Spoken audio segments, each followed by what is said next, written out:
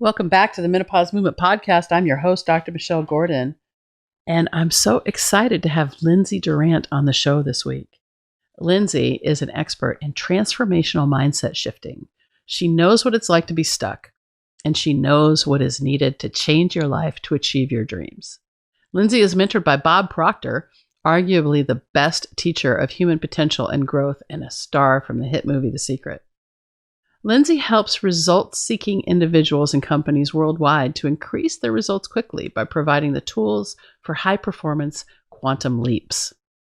Through the teaching of a precise blueprint and the study of the human mind, Lindsay instills effective ideas and habits, otherwise known as a paradigm shift. So in the episode, we talked about self-development, how she's a stay-at-home mom, how she has had several painless births, the law of attraction and the law of vibration, thoughts and expectations, leaving an abusive marriage, how traumatic experiences can be an opportunity to change thoughts, self-discovery, addressing your truth, and how a gratitude journal can change your life. So if you're currently in a space where you're looking for change, this episode is definitely for you. Also, stay to the end because Lindsay gives us a powerful visualization for our future lives. It's pretty amazing. Now, at the end of the episode, make sure you visit my website where you can find the show notes plus any links mentioned with Lindsay. And the website is drmichellegordon.com/podcasts. That's drmichellegordon/podcasts, PODCASTS. Don't forget the S. Now, if you enjoy this episode, make sure you subscribe so you're always the first to know when a new episode is released. And here we are going on to Lindsay. Thanks so much for being a part of the Menopause Movement.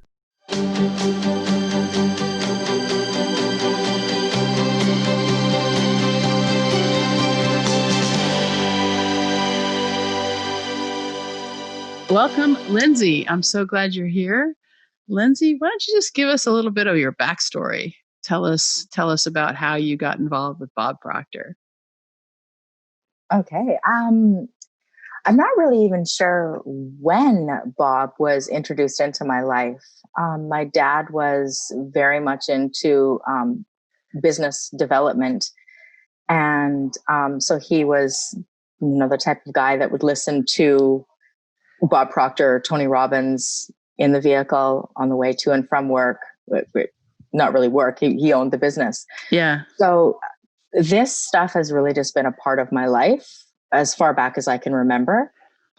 So you always were listening to Unleash the Power Within or some other Tony Robbins thing. Yeah, that sort of thing. I thought my dad was a little crazy, but I'm sure some of it got in my brain. Yeah. So that's all he had in the car. That's the only thing he would play, or those tapes. There were times where he did have music, but for the most part, he was listening to his personal development tapes. All right. And so what got you into the personal development space? This was something that I have been doing with people for free for a long period of time. Okay. I was a stay-at-home homeschooling mother. I've been trained as a pastor. So the counseling and helping people just came naturally. So I just became known as the person that people would contact when they were having a problem. Okay. So you were counseling people through their crises? Yep. Yeah. Okay. And yeah. All right. And tell me more about being a stay-at-home mom. I mean, I was never a stay-at-home mom. I was always worked, So can you talk a little bit about that? Well, okay. So I'm not a regular stay-at-home mom because I do have a super huge family. Uh-huh. So I have 14 children. What? Wait, what? Yeah, I have 14 Wait, children. Yeah, you gave birth to 14 children? I absolutely did. Yes. Oh. All right. Anybody who's listening, I mean, listen, I had one kid. Okay. And that was hard. So I don't know how you did 14. That's wow. I mean, did it Yeah. get easier? The labor, and did it get easier at, like, with number 10? Yeah. Actually, towards the end, I started to have painless births, where I knew I was in labor, but I had learned to focus to the point that I didn't feel pain anymore. Oh, well, how do you do that? That was actually, I just manifest it. I just believed that I would have no pain. And then I did sort of hypnosis tricks during labor to get myself out of myself and focus and visualize something else. And the result was a baby with, the pressure and not the pain that they tell everybody is possible. Wow. I still just, wow. Okay.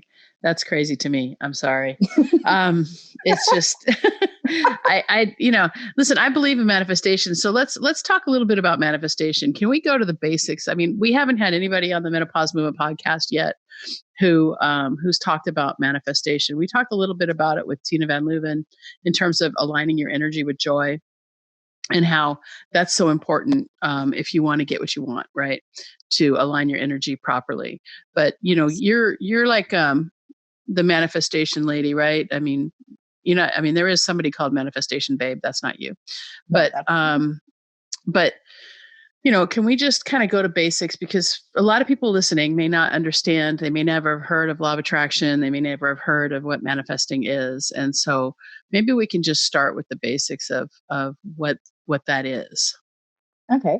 The law of attraction is actually secondary to another law, the law of vibration, which I believe is why a lot of people don't get what they want through the law of attraction, because they're not employing the law of vibration to bring their vibration up. So, and the way that we do that really is through getting ourselves through visualization into the place that we want to be, so that we feel it. Our subconscious feels that we are already there. So it begins to raise our vibration. So we basically just move into the place that we're trying to attract. Right. So let's just talk a bit about vibration for one second. Physics. I'm going to talk physics. And for anybody who thinks that they can't understand physics, it's really not hard. Basically, we have what we see, right? Yeah. And what we can touch, right? It feels solid. But in reality, everything is vibrating. And it was a big deal when it was discovered, and this was a combination of all these guys like Bohr, and Bohr was gases, but Einstein, talked about how light is both a particle and a wave, right? And that's when everyone's heard the term photon, and the photon is the actual particle of light. But also, light will go back and forth between particle and wave. And there was an experiment. It was called the double slit experiment.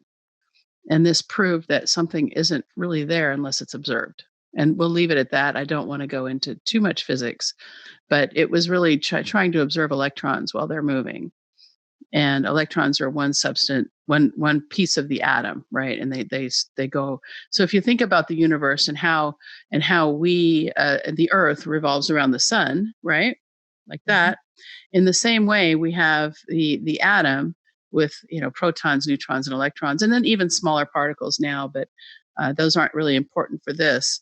And so in terms of looking at electrons are charged a certain way. And so they did this double slit experiment, and they threw radiation, and they said, okay, where are the electrons? And when they expected to see the electrons, they saw them. But they were just, it's a very interesting experiment, because the electrons are seen, they're only there when there's an observer. And so that became the birth of quantum mechanics. And then in the quantum, and now the law of attraction, the law of vibration, all that stuff comes out of the truth of quantum mechanics. And we're still working on a unified field. The closest thing that we've come to so far, the unified field theory, is probably string theory. And now I'm getting way out there in terms of physics, but I want to bring it back in to say that what happens in the quantum realm it doesn't follow Newtonian physics. So Newtonian physics says for every action, there's an equal and opposite reaction.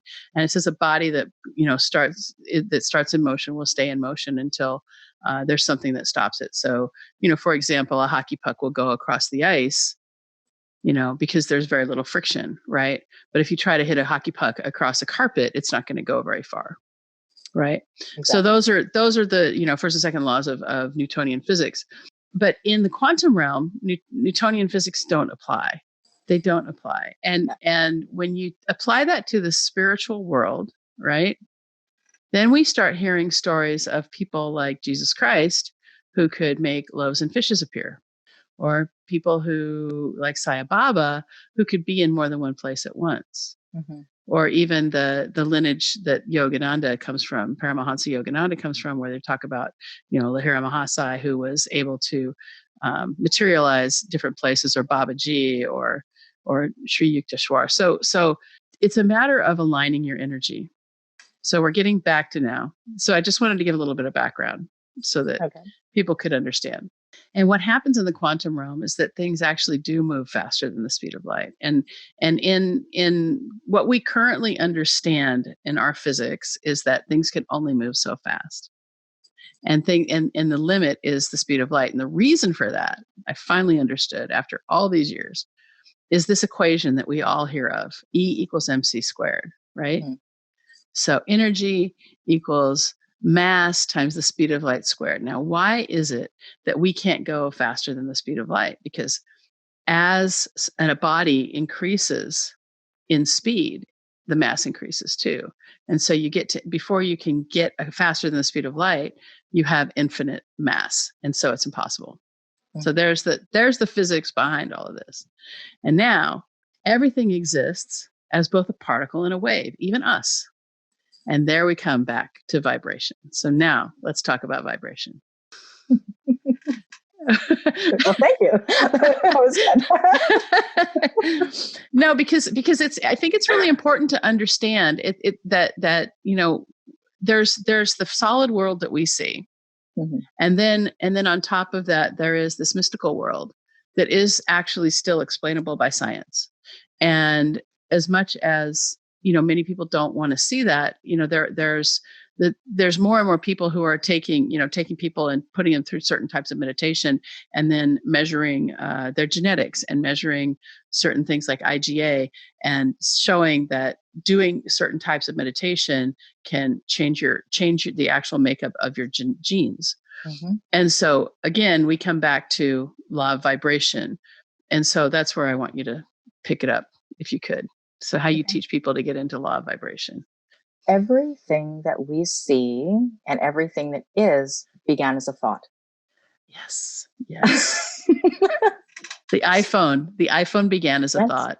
Everything. Yeah. I love this. Oh, I love this so much. Wow. Yeah. This is great. It just began as a thought in one person's mind. And actually, quite often, it began in more than one person's mind at the same time, through energy, just because they happen to be in the same vibration. There was more than one person with the same ideas of the light bulb or the engine all at the same time who had never spoken to each other, because they happened to be on the same frequency. Yeah. And I guess the way that I can explain the frequencies and vibrations in a way that everybody can understand is, Michelle, if I picked up the phone and I called your number, I'm going to get you. I'm not going to get your neighbor. I'm not going to get the person that's standing right beside you. If you had two phones side by side, I'm not going to get the other phone. I'm just going to get the number that I called. Exactly. You have two phones. I have two phones. That's why I thought of that, but you do too. Because I called a number on a certain frequency. Now, right. Or we have a little, $8 alarm clock that plays radio. We understand that when we turn that radio on for the alarm clock and we set it to a certain station, that station's going to come in. Yeah. So if we can buy, little $5, $8 $10 alarm clock and expect that when we turn it to that frequency, we're going to get exactly what we want. We can actually do that with ourselves as well. When we turn ourselves to that frequency through visualization, through expectation, through thought, and also through our actions moving towards that, we can expect exactly what we want in the same way. Yeah. No, that's really true. And I think a big part of getting into the right vibration is to pay attention to our emotions. Yes. Yep. So, we are emotional beings. We're very emotional creatures. And it's very easy for us, especially as we age, to be stuck in a one way of thinking. Mm-hmm. Right.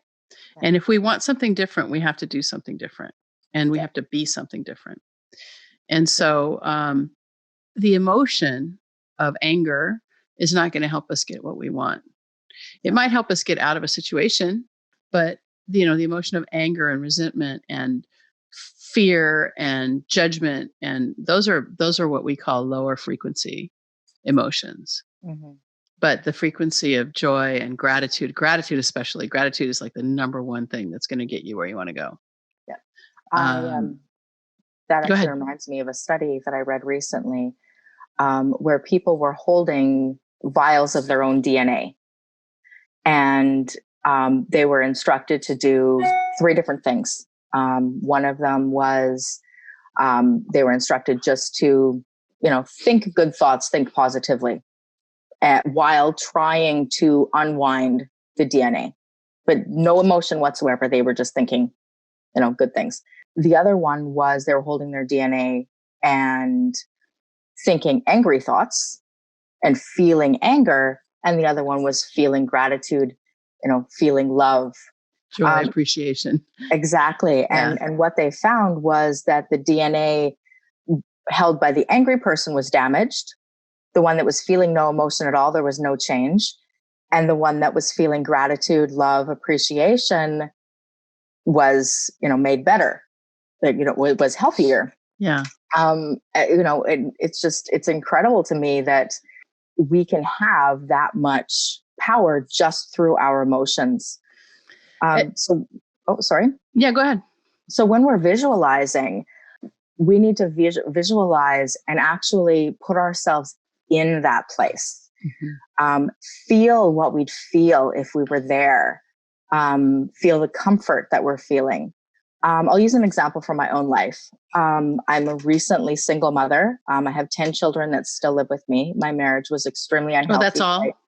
Yeah, that's it. That's it. I know. Just 10 children living with you. I know. I love it when I say only, and other people are like, seriously, Lindsay. Like, that's so I only, but my marriage, like I tried to make it work for so many years and it just was not possible. And I finally realized that in order to be healthy, I needed to leave. And I had started to visualize a large log home on either the ocean or overlooking a forest. And I started to visualize this back in January or February. And I wrote it in my goals journal. And I was living in an RV at the time. We were nomadic, which was another goal that I had visualized, and we were doing it. We were traveling around in an RV and seeing the sights and going everywhere we wanted to go. But I started to visualize this house, and in my vision, I would wake up in the morning and walk out of my bedroom, and I'd walk into the kitchen, I'd get a cup of tea, and I'd go and I'd sit and I'd look over, look out the windows, and I'd feel the comfort, and I'd feel the love and the peace and the contentment. And, I would just go through my day while living in a large log home overlooking the ocean or a forest. And so when my marriage really, it got to the point where I knew I absolutely needed to get out. There was no way I was ever going to be able to be a healthy human being while being in that marriage. I needed a place to rent. I couldn't, it was winter. I was in Canada, or well, winter was coming, sorry. Yeah. And I'm in Canada. So living in an RV in Canada during the winter isn't a good thing. My ex-husband told me I could take the kids to the southern US, but I didn't feel like doing that, ending the marriage and then taking the kids away from him immediately just didn't seem right to me. So I looked for a rental house. Now I have dogs and I have a lot of kids. So I needed certain criteria. I needed to be able to bring my dogs with me. And I needed obviously for it to be big enough for my kids, for a landlord not to say, you cannot put 10 kids in a 2-bedroom house. Yeah. It just wasn't, it wasn't really an option. And due to some situations that happened in my marriage, my budget was limited. So I had 3 things in this rental market working against me. Normally, places that are big enough were far out of my budget at this current, because of the situation of my marriage. Almost every single one of them said no pets at all. Yeah. And if they happened to say dogs were allowed, they were tiny. And so I looked and I figured I would look one last time. And I found a house on, it's called Kijiji, which is the equivalent of the American Craigslist. And there was this house that was big enough. It's 3 stories, 2 kitchens, 3 living rooms, 5 bedrooms, enough beds for 20 people, I think, is what the house has. Wow. But it is a large log home overlooking the ocean and a forest. And a forest. I got both. I was thinking, but it's both. I'm overlooking a bay, and on the other side of the bay is a forest. I got what I visualized, and I told my ex-husband, okay, I'm leaving in a week. I've rented a house. You can't come with me. And I am now living that vision of walking out of my bedroom in the morning, walking into the kitchen, getting my cup of tea, and sitting in a home that is peaceful, that is contentment, where I have pure shalom. It's unfreaking believable. And you manifested that. I manifested it exactly. Yeah. I manifested it. Yeah. Yeah. And that's the power of manifestation, when you can get into the proper vibration. So maybe people have heard of law of attraction. Yeah. So let's talk for a second about law of attraction. Okay. The law of attraction in its basics is that what you're wanting in life and what your feeling is going to come into it again. So vibration is always going to be part of it. Yeah. is going to come to you. Right. So I think regardless of whether you believe or don't believe or have never heard of the law of attraction, the law of attraction works because it's a law. And so what you think about is what's going to happen. And so you're either going to, and people have a hard time with hearing this, but you're either going to create the life you want, or you're going to leave it to the devices of chaos. Exactly. If you think of people who are maybe their paradigm, which is their habits and beliefs, if their paradigm says that all bad things happen in threes, then they get a flat tire and their automatic thought is, oh no, 2 more things are going to happen. Yeah. So then they're basically manifesting the second bad thing. So the second bad thing happens and they're like, oh, they always come in threes. So to those people, they always manifest 3 bad things in a row because they believe that they're going to. And what happens to them follows their beliefs. Sure. Whereas someone who is using the law of attraction effectively would get that flat tire and just automatically think, well, there's a reason for this. It's not a bad thing. What can I learn from it? Maybe I'm missing an accident up ahead, or something like that. Yeah, I like to teach. So in the membership, we talk quite a bit in the Menopause Movement membership about things that happen. Mm-hmm. Is it a good thing? Is it a bad thing? Who knows? You never know. You never know until you're looking back. Yep. It's just a thing. Things happen. We've suffered a pretty bad tragedy in my practice. One of my medical director actually passed away suddenly. Oh, no. And it's been really hard. It's been really, really hard because, we're down one person in the surgical practice and we're having to do some pivoting, but at the end of the day, is it a good thing? Is it a bad thing? I mean, it's sorrowful. There's a lot of sorrow. We're very sad. Because losing somebody, there's a ton of sorrow when it's somebody you've been close to, somebody you love. Yeah. But at the end of the day, I mean, every time something happens, the universe has got your back. There's opportunity, and there's always opportunity for growth in every single situation. So this is a pretty horrible situation, but at the end of the day, I'm finding that if I didn't have a spiritual practice, I think it would be, I would be a lot more devastated over this. And in the last year, I've really developed, maybe 2 years really, I've worked very hard to develop a regular meditation practice and trying to understand my role as a spiritual being, because in reality we're humans, right? And we're spiritual beings having a human experience. Yeah. And I really do believe that our job on this earth is to get back to God, or the greater, whatever the greater thing is, right? Yes. Yeah. The sea of cosmic consciousness. I actually got into it in a meditation. It was the first time ever, and I'm sitting in this like field of light and gray, and say, oh, this is it. This is what I want to be. This is where I want to be. Wow.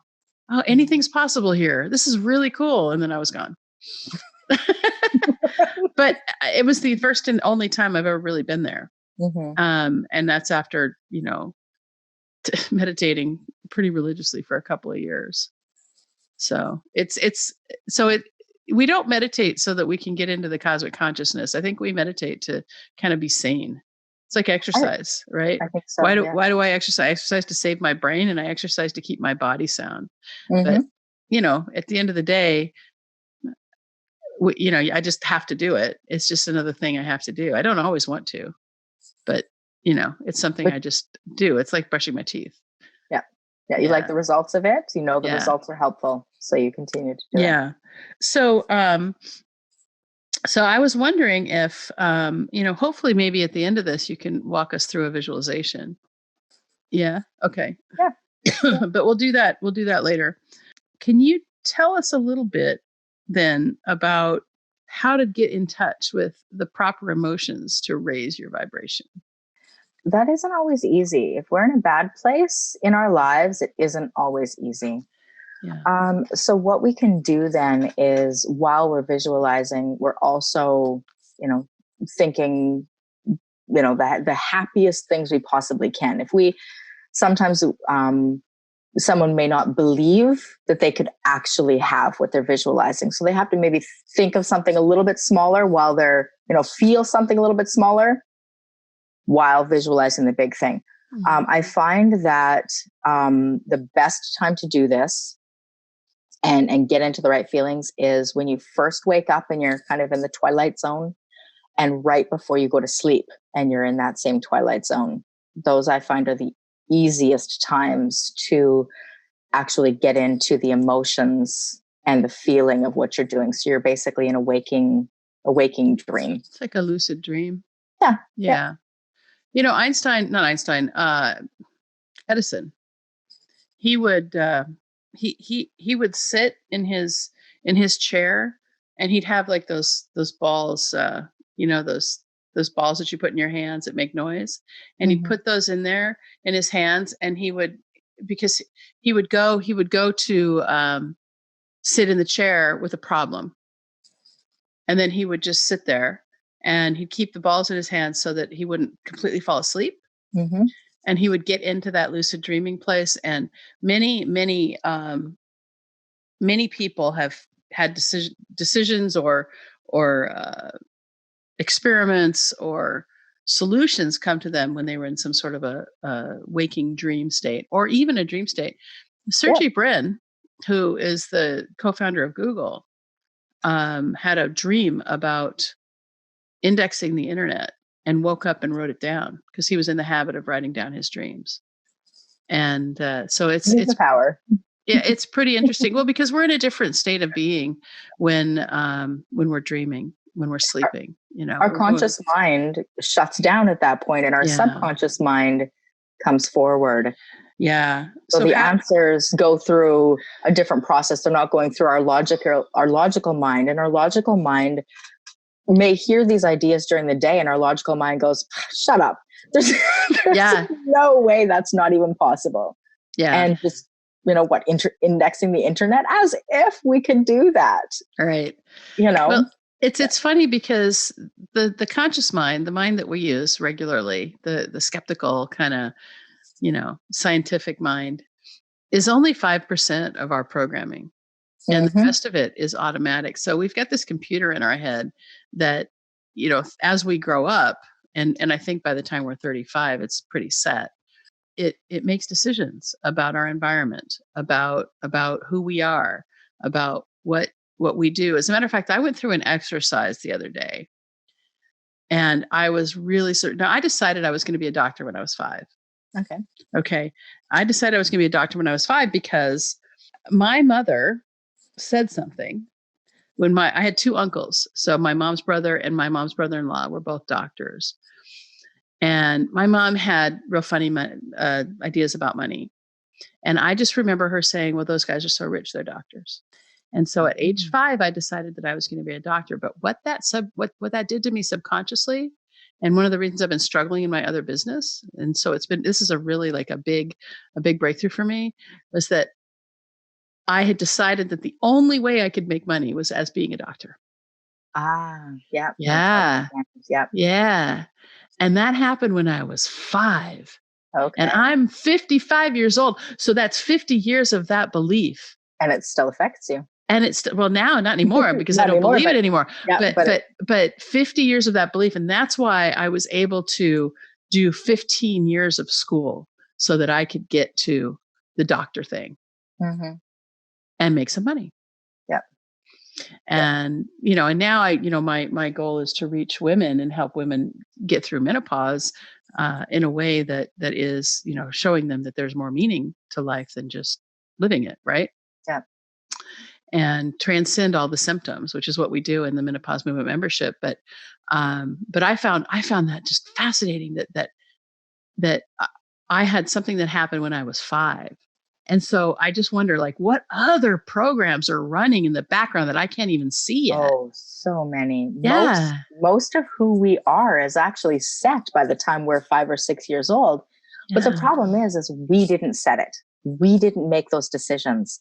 Someone else made those decisions for us. Our grandparents, and our grandparents' parents, our parents, the way that they lived, the ideas that they had, the beliefs that they had about money, about relationships, about where to live, all of that just filtered right down through our genetics and our genetic makeup and everything. So we're pretty much set as who we're going to be by the time we're 5 or 6 years old. So one of the things that I do to help people, it's actually one of the main things that I do, is I go in and help people basically to wash their brains of the programming, because it is programming. Sure. It's like a Windows 95 computer. Well, it's a little bit more sophisticated than that. I will. It would be ruined. But what we really want is, a MacBook Air. We may have been raised with ideas that we can only do certain things. Our income is only going to be at a certain level. Maybe our parents only lived, they lived under the poverty level. So we believe that that's all that's possible. That's where the Windows 95 computer comes in. I see. So we're going through our lives believing that everything that we can have is less than. So what I do is I help people to go in and recreate their paradigms to be what they want them to be. Yeah. Instead of what they were handed down. So say they don't want to just make under $30,000 a year. Say they want to make $30,000 a month. I can go in and I can help them to change the paradigms that they were handed down through generations so that a whole new world opens up for them and they can begin to earn $30,000 a month. Yeah. So limiting beliefs around money are really, really key. Especially if you're an entrepreneur, it becomes really important to start paying attention to all of the beliefs that were handed down by your parents.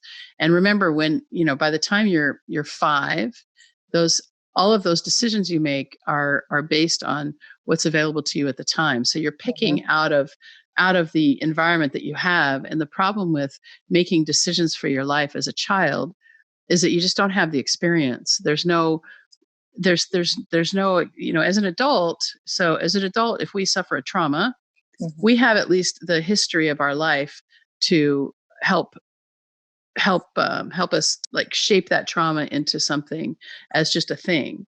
But when your whole life is, as a child, your whole life is your parents and the rest of your family and that sort of thing, and then you suffer a trauma, or you suffer, so like even for me with this weird thing about doctors being the only way to make money, there's no experience, right?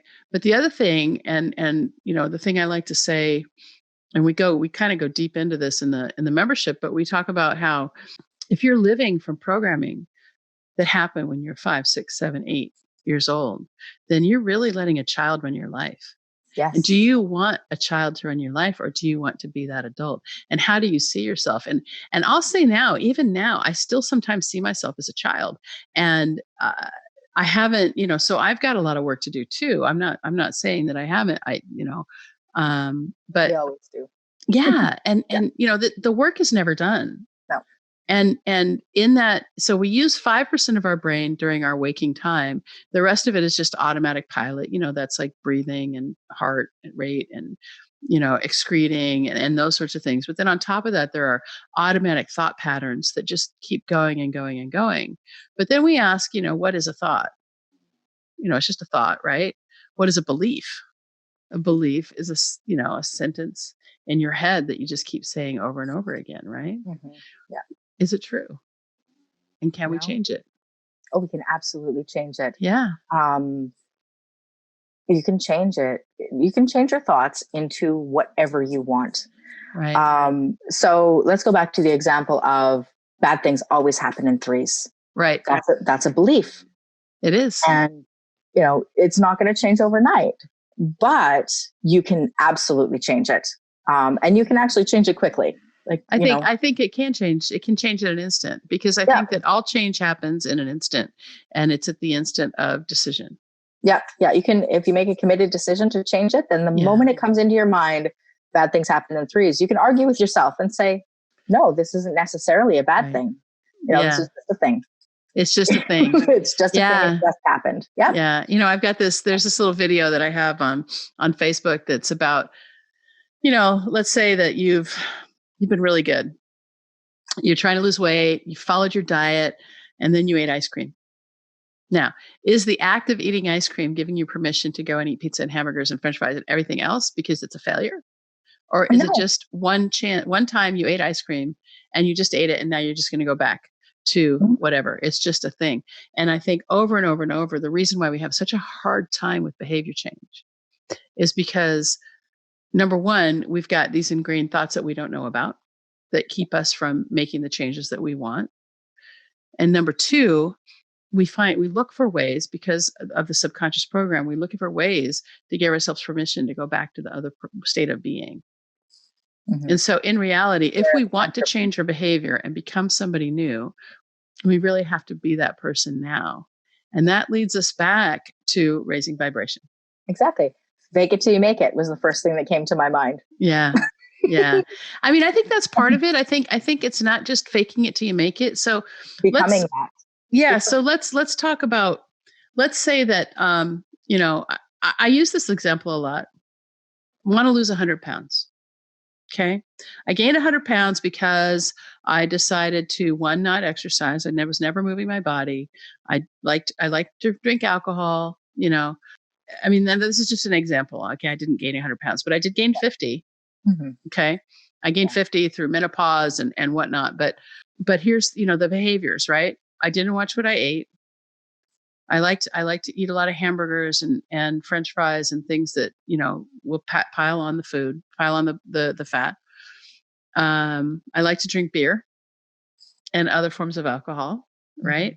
I drank diet soda, which is not good for you. No. So the habits that I had led to that behavior led to my piling on the weight. So when I got to the point where I was like, okay, I don't want to live like this anymore. All right. What does somebody of normal weight? What do they look like? What does their life look like? And then I had to start acting that way from that point on. Exactly. What movements do they do? Yeah. Yep.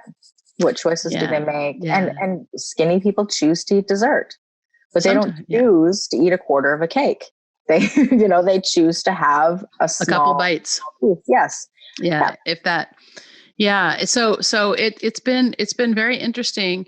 And especially when it comes to weight for me, I had this whole thought that there wasn't a piece of personal responsibility involved there. It was just my body or whatever. And in reality, that was my behavior that caused that. And so if my behavior caused that, then my behavior can change to create a new reality. Exactly. And so these are the things that I am talking about with myself on a regular basis. What choices am I going to make today that are going to lead me to the goal that I want to have? And even, I do Monday Facebook Lives, and every single Monday I say, okay, what are the 3 things that you're going to do that's going to move yourself forward to the goal that you have, the goal that you want? What are those 3 things? Yeah. And so I ask the ladies every single Monday on Facebook Live what they're going to do, and I ask them to put them down in the comments, because if it's really hard to move yourself forward if you don't set some tangible goals. Exactly. Right. So all right, so we talked a little bit about how to raise your vibration. We talked about subconscious mind. Let's talk a little bit about expectations and how expectations can shape your reality and shape your future. Well, we definitely get what we expect. Okay.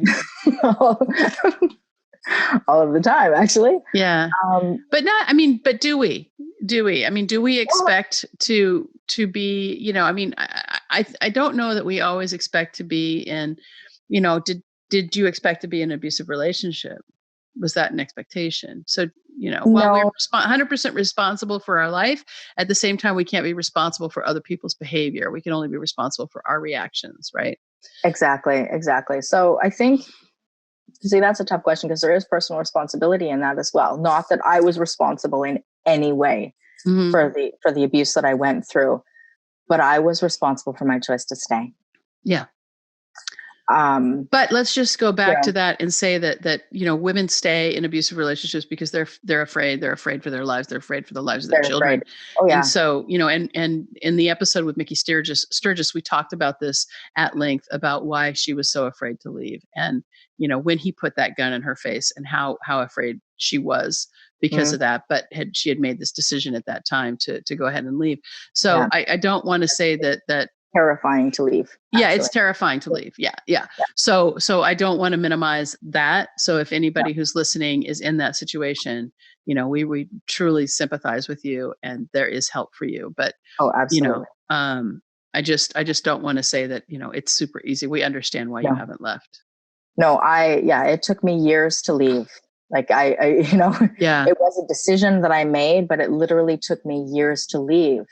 And, there were a lot of there were a lot of scary reasons behind that. But one of them was that someone who had at one point been my best friend, was murdered by her ex-husband. So women always, like, quite often, we know people who had very bad things happen to them. And, the consciousness that we have been raised with, sometimes all the time makes it very difficult to leave. So no, it took me 5 years. Yeah. 5 years of systematic changing things in my life and getting things ready. 5 years to leave. Yeah. So, but you did it. I did it. You did it, and you're free now. Yeah. So I may, it sounds like I'm minimizing it, but I'm definitely not. Yeah. I'm definitely not. It was a major process. Yeah. No, it's that's for sure. So, all right. So we've talked about so when you expect things, no, let's go back to everything beginning as a thought, because when I first heard this, I want to say it was 2010 when I was listening to Jack Canfield, and Jack Canfield said, thoughts are things. And, I started reading Napoleon Hill's Laws of Success, and he's talking about the ether. And, the ether was really it was disproven as a thing, right? But if you go back and you read those books from the 20s, the 30s, the ether, I think, we could actually look at it as the substance of the cosmos, which is probably dark matter, and we still don't really know what dark matter is. So I guess I'm a bit of a physics buff, so but so you can still read that with with that sort of a thought. I mean, even Yogananda, who people who follow me know that I'm a devotee of Paramahansa Yogananda, and let me see if I can find I don't have one of his things, but he talks about lifetrons, and how there's there's little building blocks of human life, and those are lifetrons. Whether it's true or not, I don't know. He's the one who talked about the astral plane initially. So everything begins as a thought. So how is it that we can, we hear this all the time: manage your thoughts, manage your thoughts, manage your thoughts. So what's one practical kind of, I don't know, nugget of advice you can give to the audience on how to manage their thoughts? I would say there's two main ways to change your thoughts and change your paradigms. One is through a traumatic experience. Nobody plans those. We don't really want those. But you can change your thoughts and change everything you think and change all of your paradigms in an instant through a traumatic experience. The other way is through constant spaced repetition. What is that? I don't know what is it? Constant space repetition? Yeah, constant spaced repetition. Saying the same thing to yourself over and over again in a positive current statement. So say, for example, someone believes that they're unworthy of success. Right. Okay. This is a very real thing. We hear all the time about the fear of failure, but I've actually found that more people fear success than fear failure. So because they believe deep down in themselves that they're unworthy. So say someone believes that they're unworthy of success. So they would begin to say to themselves, every day, 20 times a day, 100 times a day, I am, and always start with I am worthy of all of the success I can imagine. And and say that over and over again. Look in the mirror, say it 5 times looking in one eye, 5 times looking in the other eye, say it out loud, look like a fool, but it's working. It's working. And then every time you think something that would revolve around that you're not worthy of that, out loud again, or even if you're in an area where you can't say it out loud, say it again. I am worthy of all of the success I can imagine. I am worthy of all of the success that I can imagine. And the reason that we say I am is because I am changes us. I am changes our subconscious. It makes our subconscious feel that we are actually that way. I will be never happens. I will be is like tomorrow. Tomorrow never comes. Right. Okay. We're always in today. So Joe Dispenza talks about the precious, he talks about the precious present moment, or something. I don't know exactly what he says, but that if you can get into that present moment, that's where all of the opportunity is. That's where all of the possibilities exist, is in the precious present moment. And so in order to say what I am, remember again, you go back to the subconscious mind, or some people call it the lizard mind, right? Way back in, you want to hit the hypothalamus and the pineal gland and these ancient parts of our brains, because really it's the prefrontal cortex here that is the most advanced part of the brain. But in order for us to change our behavior, we have to get into the deeper parts. And in order to get into the deeper parts, we have to, there's some tricks about entering a trance and whatever, but you may not have to. You may be able to just repeat mantras like I am.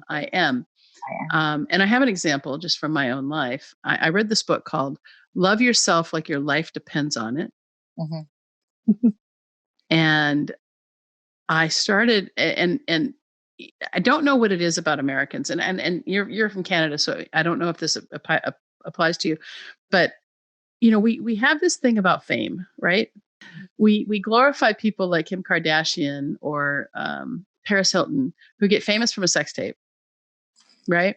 Mm-hmm. And then they're able to build billion-dollar brands around that. But we don't talk, there's this whole false humility thing that we have to also have. So we can't be braggadocious, or we can't think we're the best or anything like that. And so somebody like Muhammad Ali back in the 70s, when he said, I'm the greatest, I'm the greatest, I'm the greatest, people mocked him. Right. Mm-hmm. But so there's this whole, like, it's almost a culture. It's like Eckhart Tolle would call it a pain body. Right. So the pain body of the US is that you have to be self-deprecating. Yeah. Okay. Yeah, just in Canada. Yes. Yeah. And in reality, the more self-deprecating you are, the more you're going to believe that. Mm-hmm. And so it's our responsibility. It's almost impossible to love someone else until you can love yourself. That is so true. And it feels like anathema. It feels really hard to say, well, I love myself. But when I do an exercise with the women in the membership, and we kind of pay attention to our thoughts, we write them down, and we do it for a couple of weeks. And then we go through this exercise of, well, would you talk to your child that way, or somebody you loved? And so we talk about that. And the way we speak to ourselves is so mean. Oh, definitely. And so we want to switch those patterns. Mm-hmm. I can tell you how I switched those patterns over the course of 5 years. Okay. Now, I am an intellectual female. Okay. That's, females in our culture are supposed to be a certain way. I never was. I never was. Yeah, so me neither. I was, and I'm sure it happens to all women, because this is just the culture of women. We're too fat, too skinny. We dress too, trashy. We dress too formal. We, too easy, too hard. It's our fault if we get raped. Exactly. Yeah. Everything. We're raised from, right from the very beginning to judge and hate ourselves because we caused whatever happened to us. Right. So we really, I would say most women hate themselves deep down. They hate their bodies. They hate the patriarchy. They hate their voices. They hate their hair. They, multi-billion-dollar industry because women hate themselves. Yeah. So what I did, because I am an intellectual woman, I went through and I learned my personality type in the Enneagram, in Myers-Briggs. Oh, wait. You did the Enneagram. I did. Stephanie Davis was recently on the show talking about the Enneagram. So if you haven't done the Enneagram, go back and watch the Stephanie Davis episode. We talk a lot about the Enneagram. So you learned, so you did a lot of self-discovery. So you did Enneagram and you did Myers-Briggs. What else? Just other random ones too. One Colby, like the Colby assessment. I didn't do that one. I did not do that one. I went into Strength Finder. There's another one. Like I went through into my horoscope even, to learn. I'm a Virgo born in the year of the fire dragon. That actually means something. I fit all of those characteristics. So I just went in and I learned. And the one thing that I learned was, another one that I learned was dressing your truth. So learning, what your energy and dressing your truth is Carol Tuttle, and it's an energy type. Okay. So it's not personality, it's energy. So your personality can be totally different than the energy that you put off. And so I learned all of these things. And the biggest thing I learned from learning all of these things is I am normal. There is no reason to judge me because I'm loud. There was no reason to judge myself because I read too much. There was no reason to judge myself because, my intellect overtakes my emotions, and I can go through emotional things, but with a, colder, I guess, attitude. There's nothing wrong with me. There is nothing wrong with me. So the more that's a lesson for all the ladies who are listening, and the men too. There is nothing wrong with you. Yeah. And for whatever reason, that voice inside your head that likes to tell you that you suck, I call her the bitch inside my head who tells me I suck. And so that voice is not you. That voice is just the voice. It's your roommate. And you are the observer of that voice. And once you can separate yourself out from that voice and understand that you are merely the observer of that voice, and that voice is, it's going to take both sides. It's not your friend. It just is. Mm-hmm. Once you decide that and understand that, then you realize that you are normal. Yep. And that's such a great, it's so freeing. It's so freeing. You know, I recommend this book, The Untethered Soul by Michael Singer. If you want to understand the voice inside your head, that's probably one of the best books to read. It's heady, but it's a life-changing book. And sometimes you have to read it several times for it to sink in. So in the interest of time, I'd like to know if you could walk us through a visualization, maybe a future pacing visualization. Okay. What exactly would you like me to do? So I'm thinking that if you have some sort of a visualization that you walk your clients through, right, that would help them to raise their energy, you know, maybe like a quick guided meditation might be what we're talking about here. All right, so let's go through this visualization. Okay, I'd like you to close your eyes. I'd like you to picture your perfect day. Where are you?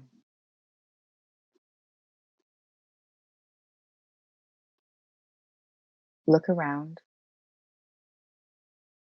Turn in a circle, a 360-degree circle, and see everything around you. Who's there? Which people are beside you? Your spouse, your children, friends. Who's there?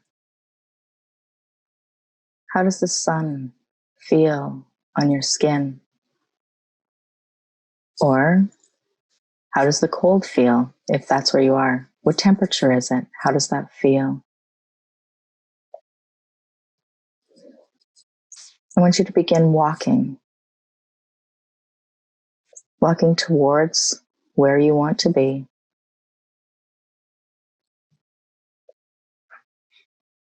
I want you to smell. What does it smell like? What foods or flowers or aromas are in the air?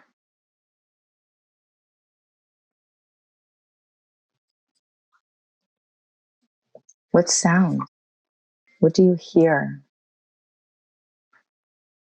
Waves crashing, a ski lift, children playing, music.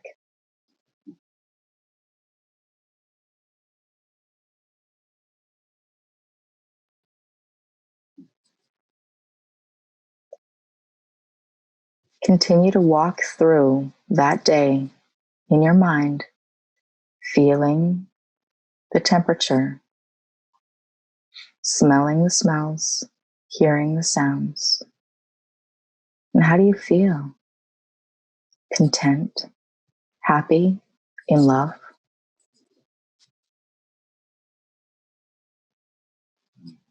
Continue to visualize the place that you're in,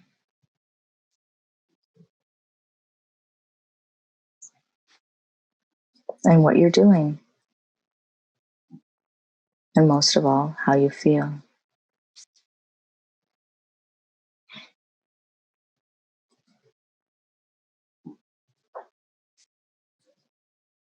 Now I'd like you to slowly open your eyes and come back from that place. That's amazing. Thank you. Thank you. I was on a beach. Yeah, me too. You know, it's interesting because I did something very similar I was talking to you before about my brother. And, you know, my brother was talking about how he's in a PhD program and he's working and he's struggling, right? And I asked him, I said, well, can you get a picture of how you feel when school is done? Elated, relieved, or grateful? Yes. And he says, you know, it's kind of blurry. Like, I don't know what I'll do. And I said, well, if you can get clear on the emotions, you can start feeling them now and train your body to pull your future to you. Exactly. And that is what has helped me, because of this tragedy that I just had. And he says, wow, that's powerful. And I said, thing is, it's working. Because at the end of the day, who we are being will dictate all of our doing, and then we can have. I was a surgeon in medical school. I was a medical student when I was an undergrad, etc. Mm-hmm. So he says to me then, this combines being that he's a Buddhist, right? This combines being the change I want to see plus the fundamental lessons of karma. Mm-hmm. In order to create the future, in order to create the future I want, I must cultivate the seeds that will make it possible. And I said, I didn't even know it was happening. So I was manifesting and not even, following the laws, because the laws are the laws, right? Mm-hmm. And I said, exactly. You have your unique dharma, be do have. And so I said, motivation, therefore, is a myth. We are pulled by the gratitude for the thing we want, and gratitude means it's already happened. Mm-hmm. And so I said, get clear on what you want, pick a letter or symbol. Before you meditate, bring that letter or symbol to mind. So this is something you can do. We're going to pull out this meditation that Lindsay just did for us. And so I just want to give you these instructions, because when you do the meditation, and if you do these things beforehand, the meditation will be even more powerful. So pick a letter or symbol, and before you meditate, bring that letter or symbol to mind. Plant it in your heart each time, and then let it go and drift into the cosmic consciousness, and know that all is okay. A strong vision will pull you forward, but gratitude and strong emotions will pull the future to you. Yes. Yeah. I have beside me my gratitude journal. Awesome. Every day, I write 10 different things that I'm grateful for. I start my day this way. Some of them are things I'm grateful for right now, and some of the things I'm grateful are happening in the future. That's awesome. And, a gratitude journal, that's been proven that even if you just write down 3 things a day, that will affect your happiness for months to come, even if you just do it for a week. Yep. So where can people find you? People can find me on my Facebook page, or my Facebook group. What's the Facebook group called? It is called Move into Results, Manifest Your Destiny. Awesome. Manifest. Awesome. I love it.